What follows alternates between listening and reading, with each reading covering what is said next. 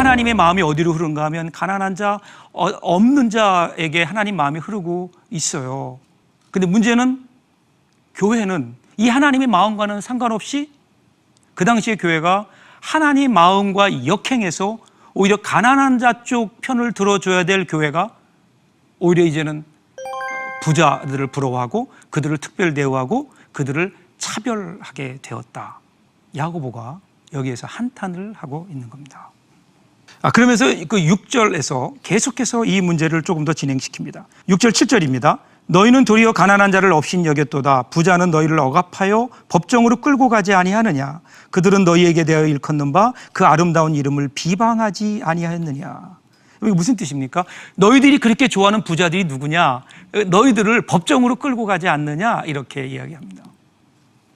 여러분, 그 당시의 사회적 구조를 보면 대부분의 재산을 몇몇 부자들이 가지고 있었습니다. 그리고 다른 모든 대부분의 사람들은 소장농이었죠. 땅을 좀 가지고 있는 사람들도 흉년이 들거나 여러 가지 어려움이 겹치면 그 땅을 팔 수밖에 없는. 근데 안타깝게도 그 당시에 그리스도인들은 어디에 속했는가? 부자가 아닌 가난한 자, 대부분의 가난한 자 쪽에 속했다는 겁니다. 그러니까 이런 의미에서 그들을 끌고 법정으로 가지 않느냐라는 거죠. 그것뿐이 아니에요. 그러면서 그 아름다운 이름을 비방했다, 그렇게 얘기합니다. 여러분, 여기서 아름다운 이름이라고 하는 것은 그 당시에 그리스도인들을 불렀던 이름입니다. 아름다운 이름. 그들이 이것을 비방한 거예요. 어떻게 비방했을까요? 그 당시에 모든 사람들은 세상의 기준을 따라서 돈과 물질과 권력, 이런 것들이 그들의 삶의 기준이었는데, 그리스도인들은 가난하면서도 그들의 마음을 보니까 자기들이 갖지 못한 거룩한 기준들이 있는 거예요. 사랑이라든지 은혜라든지 나눔이라든지 평등이라든지 자기들이 갖지 못한 더 큰 가치들이 그 안에 있는 겁니다. 그것을 바라보면서 은연중에 불안한 마음이 있는 거죠. 그래서 그들을 더 많이 핍박을 했고요. 그런데 그 가운데 그 그리스도인들을 바라보면서 마음속에 감동을 받았던 사람들이 있어요. 그 사람들, 그 당시에 로마 제국은 도덕적 타락으로 말미암아 가정도 무너지고 이제 국가 기반이 뿌리째 흔들릴 수 있는 그런 도덕적 총체적 위기 가운데 있었고요. 이것을 걱정했던 그 당시의 젊은 엘리트들이 교회에서 그리스도인들에게서 소망의 빛을 발견하게 되죠. 그리고 나중에 교회가 이제 핍박으로부터 벗어나서 로마 제국의 종교가 될 수 있었던 근거를 보면 바로 그런 젊은 엘리트층, 그 사람들이 바로 그러한 일들을 이루어낸 거죠.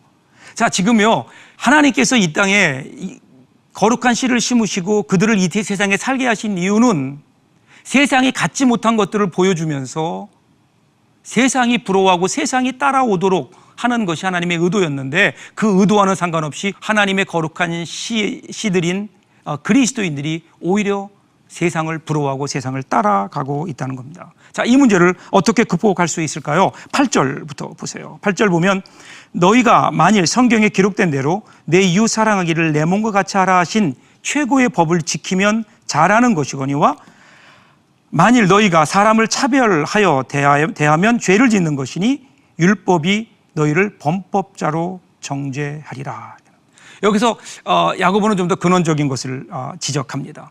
가난한 자를 차별하지 말아라, 이렇게 얘기하지만 정작 야고보가 하고 싶었던 이야기는 다른 데 있었습니다. 그것은 내 이웃을 사랑하라라고 하는 그런 최고의 법이었다는 거죠. 예를 들어서 어떤 어린 아이가 있는데 이 아이가 공부는 안 하고 매일 텔레비전만 봐요. 그래서 엄마가 얘기합니다. 야, 너 텔레비전 그만 봐. 그러니까 이 아이가 알았어요 라고 순종하고 텔레비전을 안 보더니 이제 가서는 그 컴퓨터를 켜고 그 게임을 하는 겁니다. 그러니까 엄마가 뭐라 그럴까요? 야, 너 컴퓨터 좀 그만해, 그럽니다. 그러니까 이 아이가 컴퓨터를 끄고는 이제는 그 엄마 말에 컴퓨터를 끄고는 가서 잠자는 거예요. 그렇다면 이 아이는 엄마의 말에 순종한 건가요? 그리고 엄마는 이 아이의 이러한 순종에 만족할까요? 정작 엄마가 하고 싶었던 얘기는 뭘까요? 그것은 공부해라 였습니다.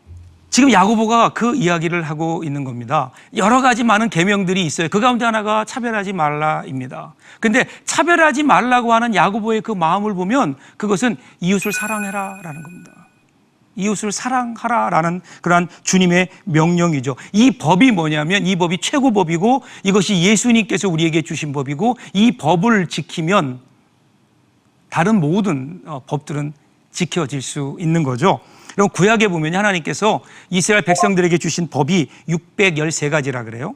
그중에 하라라는 계명이 248개, 하지 말라 하는 것이 365개. 그러니까 613개. 어떻게 다 지켜요? 그중에 하나만 어겨도 율법을 어기는 거예요. 그래서 하나님께서 불쌍히 여기셔서 이것을 10개로 줄여주셨어요. 그게 십계명이에요. 근데 예수님이 오셔서 보니까 10개도 너무 많아요. 그래서 둘로 줄여주셨어요. 그 두 개가 뭐죠? 하나님 사랑, 이웃 사랑. 두 개입니다. 그러니까 하나님을 사랑하고 이웃을 사랑하는 마음으로 그 마음으로 살면 그 마음으로 행하면 그러면 모든 율법들을 지킬 수 있다라는 겁니다. 그래서 12절을 보세요. 너희는 자유의 율법대로 심판받을 자처럼 말도 하고 행하기도 하라 이렇게 얘기합니다. 자, 여기 보면 우리말 성경에 빠져있는 구문이 있어요. 그렇게라고 하는 후토스라고 하는 부사가 생략이 됐는데요. 심판받을 자처럼 그렇게 말도 하고 그렇게 행하기도 하라 그렇게 이야기하는 겁니다. 여기서 그렇게라고 하는 말이 뭘까요? 그렇게라고 하는 말이 바로 최고의 법이에요. 자유의 율법입니다. 자유의 율법대로 이렇게 나오죠. 자유의 율법대로 이 자유의 율법을 율법과 상통하는 의미가 위에서 얘기했던 최고의 법이고 이 최고의 법이요. 오늘 처음에 제가 여러분께 말씀드렸던 우리 안에 심어놓으신 하나님의 말씀입니다. 결국은 하나님의 말씀을 따라 행하는 것 그러면 어떻게 해요? 그러면 우리 차별을 뛰어넘을 수 있다라고 야고보는 그 치유책을 얘기하는 겁니다. 자, 그래서 마지막 13절 보세요. 13절 보면 긍휼을 행하지 아니하는 자에게는 긍휼이 없는 심판이 있으리라. 긍휼은 심판을 이기고 자랑하느니라. 13절의 내용이 나와요. 적극적으로 이제는 긍휼을 행하라라는 겁니다. 말씀을 받아들이는 차원에서 끝나는 것이 아니라 그 긍휼을 행하라. 차별하는 것에서 그치지 말고 긍휼을 행하라. 여러분 긍휼이 뭘까요? 긍휼을 쉽게 얘기하면요, 은혜예요, 은혜. 은혜입니다. 하나님의 우리는 사랑을 받을 만한 자격이 없는데 하나님께서 우리에게 베풀어 주시는 사랑, 그것이 긍휼이에요. 긍휼. 이 긍휼하고 비슷한 단어가 은혜죠. 은혜. 우리는 하나님 앞에 사랑받을 자격이 없었어요. 그럼에도 불구하고 하나님께서는 우리에게 십자가를 통하여 긍휼을 베풀어 주셨죠. 이것을 은혜라고 하고 이 은혜를 우리가 받은 거예요.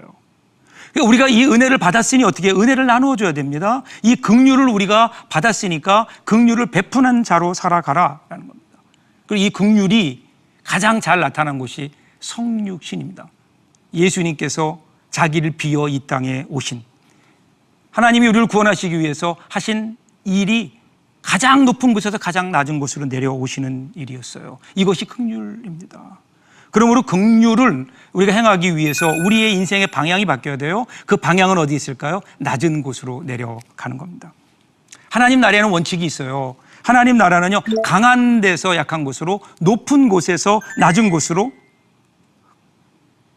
가진 곳에서 없는 곳으로 흘러간다는 겁니다.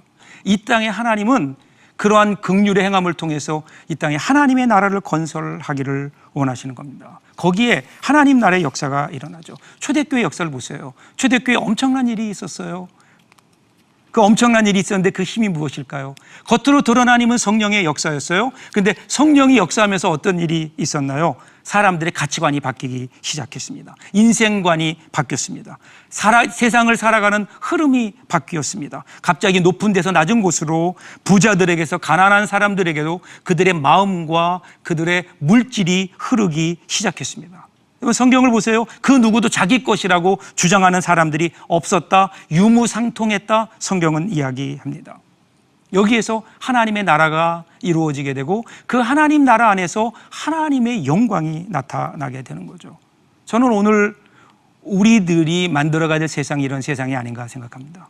하나님이 우리에게 기대하시는 것이 이것이 아닐까요?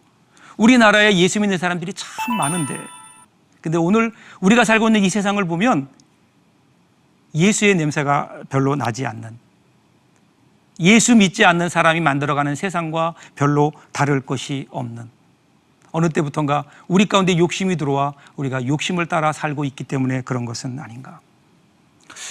저는 오늘 말씀을 정리하면서 우리가 긍휼을 행한다라고 하는 그 말이 구체적으로 무엇일까요? 물론 나누는 겁니다. 그런데 여러분, 다 나누자는 거 아니에요. 다 내려놓고 다 주자는 것 아닙니다. 우리 것 다 팔아서 이웃들에게 나누어 주자는 것 아닙니다. 우리가 가지고 있는 것, 아니 엄격히 말하면 하나님께서 우리에게 주신 것의 극히 일부만 우리가 베풀 수 있다면, 내가 누리고 있는 편안함 중에 10분의 1만 양보해서 불편한 사람들에게 나누어 줄 수 있다면, 내가 가지고 있는 나의 물질 가운데 1%만이라도 주위에 어려운 사람들과 나눌 수 있다면, 내가 누리고 있는 이 건강, 내가 누리고 있는 오늘 나의 환경을 그렇지 못한 사람들과 작은 부분만이라도 나눌 수 있다면, 그러면 우리가 사는 세상은 지금보다 더 아름다운 세상이 될 수 있지 않을까요? 하나님은 오늘 이 세상에 심어놓으신 거룩한 신 우리를 통해서 이러한 모습을 보기를 원하고 계십니다. 다음 주에는 경건의 열쇠 두 번째로 우리의 말, 언어에 대해서 함께 생각해 보려고 합니다. 다시 뵐 때까지 안녕히 계십시오.